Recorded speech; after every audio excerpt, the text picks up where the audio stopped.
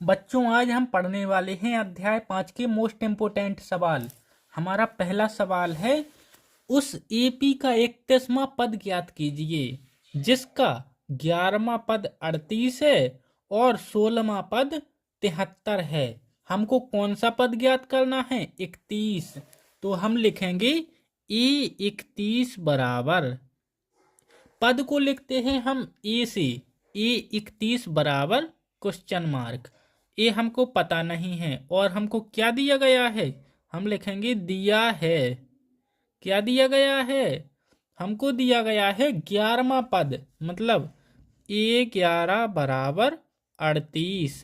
11वां पद कितना है? 38। और 16वां पद ए 16 बराबर 73। ए हमको दिया गया है। चलिए सूत्र को बनाते हैं और मान निकालते हैं ए 31 का। ए एन बराबर ए प्लस एन माइनस 1 कोष्टक डी। अब हम इस सूत्र में ए 11 का मान रखेंगे। क्या रखेंगे?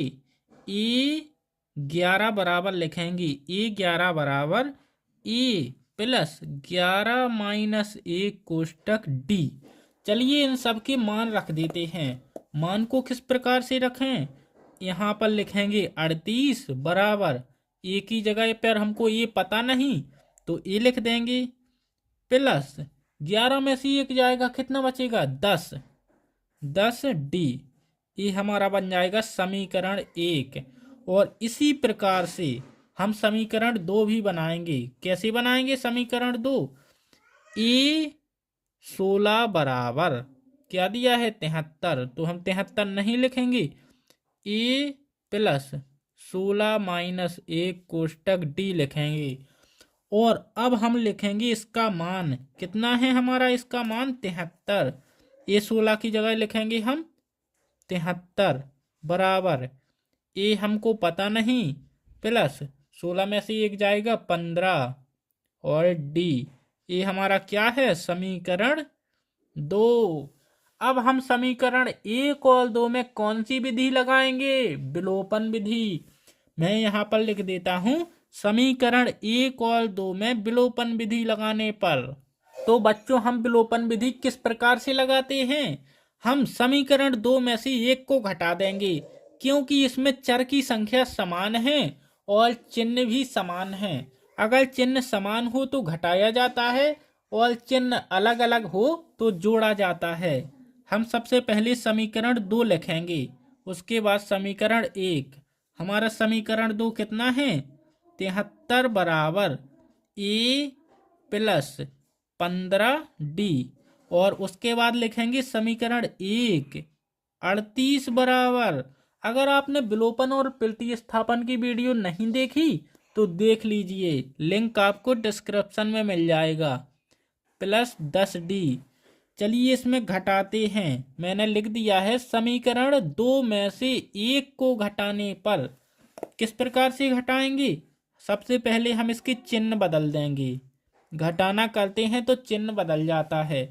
73 में से 38 जाएगा, कितना बचेगा? 13 में से 8 जाएगा, कितना बचेगा? बताइए आप लोग। 5। यहाँ पर हो जाएगा 4, 35 बचा बराबर। अगर ए में से ए जाएगा तो क्या बचेगा? कुछ नहीं, छोड़िए इसको। और 15 में से 10 जाएगा, कितना बचेगा? 5 डी। अब हम डी का मान निकाल लेंगे। कितना आसान हो गया है। अगर आपको समझ में ना आया हो तो वीडियो को देखिए और विलोपन विधि की वीडियो को भी देखिए। अब हम 5 का पक्षांतर इस साइड करेंगे। 5 का पक्षांतर इस साइड होगा तो 35/5 बराबर डी। अब हम 5 का भाग 35 में लगाएंगे, कितनी बार जाएगा? 7 बार। 7 बराबर डी। अब हम डी का मान समीकरण 1 या 2 में रख सकते हैं, तो मैं 1 में रख देता हूं। यहाँ पर डी का मान, डी का मान समीकरण 1 में रखने पर, चलिए समीकरण 1 में डी का मान रखते हैं। 38 बराबर ए प्लस 10 गुणे डी कितना है? 7। एक कोष्टक में गुणा कर लेंगे, इसका पक्षांतर इस साइड कर देंगे। 38 माइनस 10 का गुणा 7 में 70 बराबर ए। इसका पक्षांतर मैंने इस साइड कर दिया। आप लोग कक्षा 10 में पढ़ रहे हो, इतना आना चाहिए। अब हम बड़ी संख्या में से छोटी संख्या को घटा देंगे और चिन्ह रखेंगे बड़ी संख्या का। 70 में से 38 जाएगा, कितना बचेगा? 10 में से 8 जाएगा, कितना बचेगा? 2। और यहाँ पर बचेगा 3। 32 बराबर ए। लेकिन लेकिन लेकिन चिन्ह हमको बड़ी संख्या का रखना है। बड़ी संख्या में से छोटी को घटाएंगे और चिन्ह रखेंगे बड़ी संख्या का, जो कि मैंने रख दिया है। अब हमको क्या निकालना है? अब हमको निकालना है एपी का 31वां पद। हम लिखेंगे ए 31 बराबर ए प्लस n माइनस 1 कोष्टक डी। सभी का मान रख देंगे। अब हमको सब पता चल चुका है। ए कितना है? -32 प्लस n कितना है? 31 है n हमारा। 31 माइनस 1 और डी 7। हल कर दो, बिल्कुल आसान हो गया। -32 प्लस 30 गुणे 7, इसका गुणा करेंगे। -32 प्लस 7 21 210। 210 में से 32 जाएगा, कितना बचेगा? 8 3 ए 31 बराबर हमारा निकल कर आया 178। चलिए अब अगले सवाल को हल करते हैं। हमको इसमें क्या दिया है? हम लिखेंगे दिया है। हमको इसमें क्या दिया गया है? तीसरा और 9वां पद। तीसरा पद कितना है? 4। A3 लिखते हैं 3 को, तीसरे पद को। A3 बराबर 4 और 9वां पद A9 बराबर -8।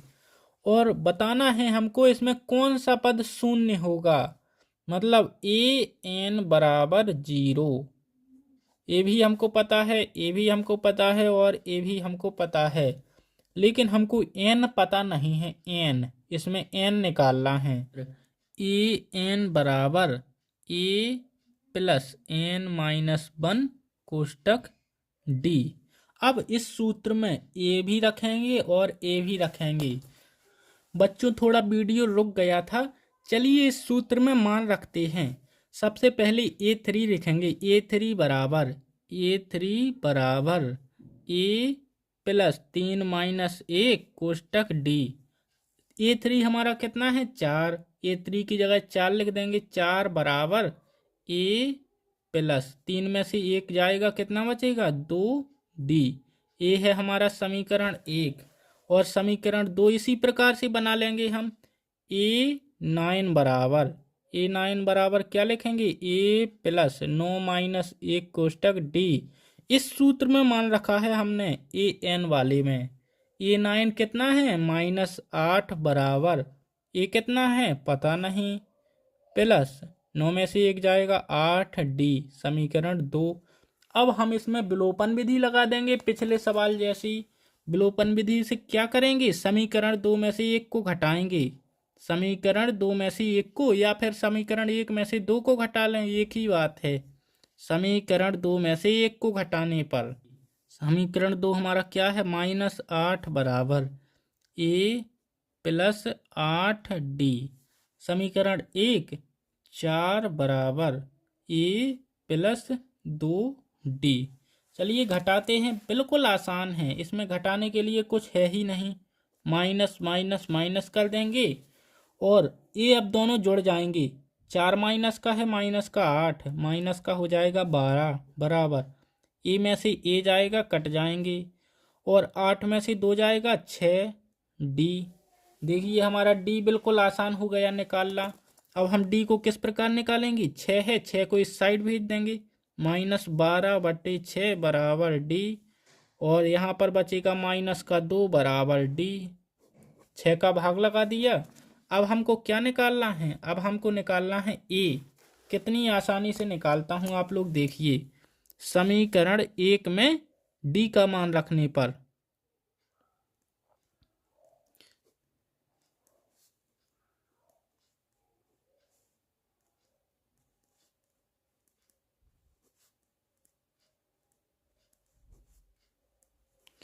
चलिए समीकरण 1 में डी का मान रखते हैं। समीकरण 1 हमारा क्या है, 4 बराबर ए प्लस कोष्टक में करेंगे इसको 2 गुणे डी कितना है हमारा -2।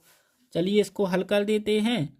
4 बराबर ए माइनस हो जाएगा यहाँ पर क्या, ए -2, 4, 2 का गुणा 2 में करा 4 आ गया, ये 4 लिखा हुआ है यहाँ पर। 4 को इस साइड भेजेंगे, 4 + 4 बराबर ए, 8 बराबर ए का मान कितना निकला हमारा 8। अब हमको क्या निकालना है, ए एन बराबर 0 यानी एन निकालना है। कौन से पद पर हमारा मान 0 होगा, हमको पद बताना है। तो हम सबसे पहले लिखेंगे ए एन बराबर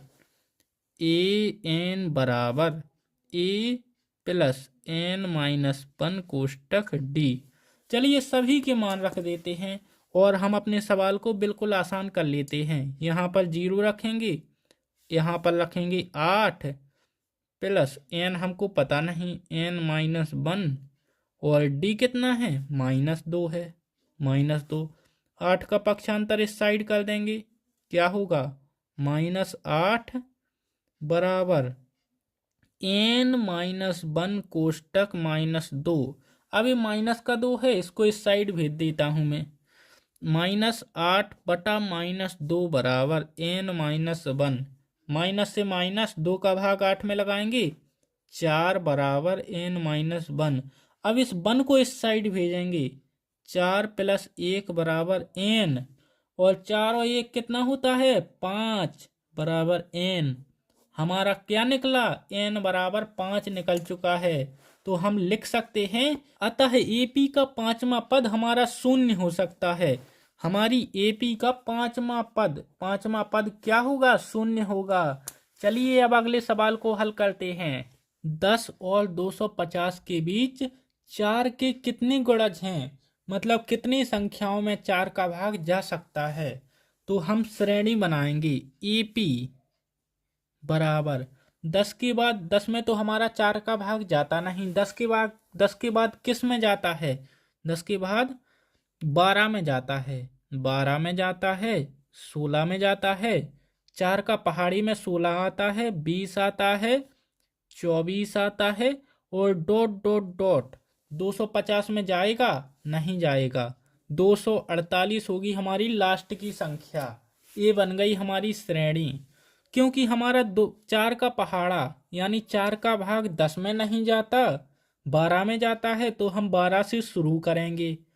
और 250 में नहीं जाता, तो 250 के पहले किस में जाता है, 248 में। ये बन गई हमारी श्रेणी।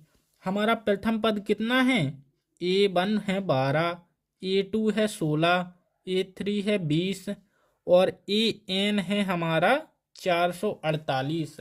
हमको बताना है ये कौन सी नंबर पर है। हम लिखेंगे AN बराबर क्या लिखेंगे, A + N -1 और कोष्टक लगा देंगे इसमें, कोष्टक के बाहर D। चलिए इसमें मान रखते हैं और N को निकाल लेते हैं। N का मतलब होता है पदों की संख्या, पदों की संख्या होती है हमारी N। हम लिखेंगे AN की जगह 248 बराबर A की जगह पर लिखेंगे 12 प्लस N -1 और D की जगह पर, अभी हमने D तो निकाला ही नहीं, लेकिन इन सब के बीच में 4 का अंतर है, तो हमारा D होगा 4। अब हम 12 का पक्षांतर इस साइड करेंगे, तो हमारा यहाँ पर क्या होगा, 248 - 12 बराबर 4n - 4। 248 में से 12 को घटाएंगे, कितना बचेगा, 8 में से 2 जाएगा 6, 4 में से 1 जाएगा 3, 2 +4 हो जाएगा बराबर 4n। इस प्रकार से हो जाएगा। ये 4 है, इसका पक्षांतर इस साइड कर दिया तो प्लस का हो गया। इस 4 को जोड़ देंगे, 236 में 4 जोड़ेंगे, 240 बराबर 4n। अब ये 4 है, इसका पक्षांतर इस साइड करेंगे। आपको ये मैथ आनी चाहिए, बिल्कुल बेसिक मैथ है, 240/4 बराबर n। ये 4 गुणा में है, इस साइड भाग में हो गया। अब 4 का भाग 24 में लगाएंगे, 6 बार जाएगा, उसके ऊपर 0 रख देंगे, तो हम लिख देंगे 60 बराबर n। बिल्कुल बेसिक मैथ है बच्चों, हमने यहाँ पर लिख दिया है। अतः 10 और 250 के बीच 4 के कुल 60 गुणज हैं। कितने गुणज हैं? 60। अब हम मिलते हैं अपनी नेक्स्ट वीडियो में। आप लोग वीडियो को लाइक करके चैनल को सब्सक्राइब कीजिए। ये मैं आपको मोस्ट इम्पोर्टेंट प्रश्न बता रहा हूँ, तो आप मेरी किसी भी वीडियो को मत छोड़िए, सभी वीडियो को देखिए और अपने पूरे में से पूरे नंबर लेकर आइए। अब हम मिलते हैं नेक्स्ट वीडियो में मोस्ट इम्पोर्टेंट प्रश्नों के साथ।